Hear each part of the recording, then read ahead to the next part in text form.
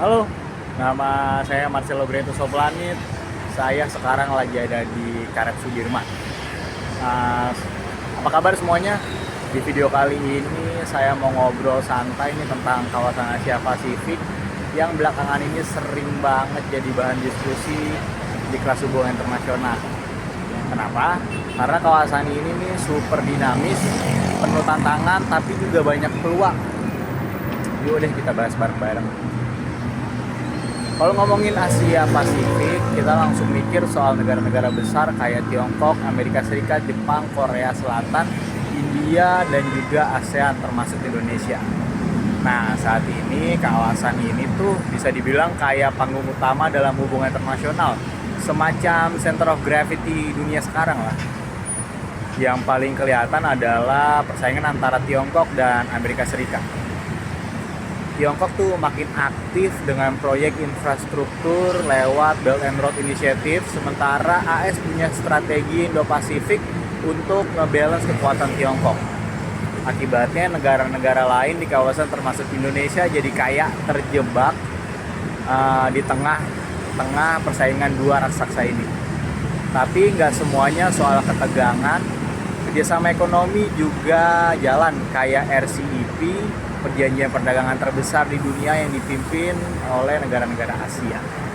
Ada juga kolaborasi dengan bidang pendidikan, teknologi, sampai penanganan bencana.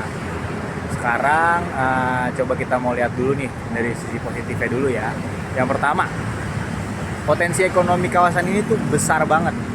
Negara-negara Asia Pasifik punya pertumbuhan ekonomi yang cepat, jumlah penduduk yang besar, dan pasar yang aktif. Jadi peluang buat kerjasama bisnis, teknologi, dan inovasi. Yang kedua, integrasi kawasan yang makin kuat. ASEAN misalnya punya peran penting sebagai penengah. Mereka punya bikin forum-forum dialog yang bisa mencegah konflik terbuka.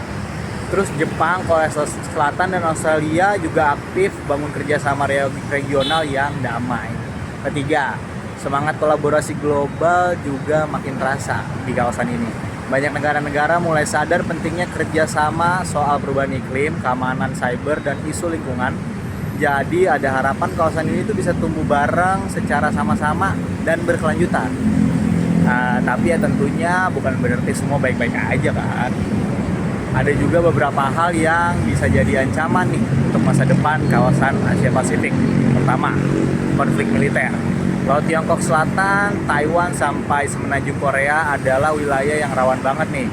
Kalau salah langkah bisa-bisa pecah konflik bersenjata yang dampaknya nggak cuma lokal tapi bisa global. Kedua, ketimpangan kekuatan dominasi. Tiongkok bisa bikin negara-negara kecil ngerasa tertekan, sementara kehadiran Amerika Serikat juga kadang dianggap terlalu agresif. Jadi ada potensi kawasan ini tempat tarik-menarik kekuatan superpower tuh terus menerus.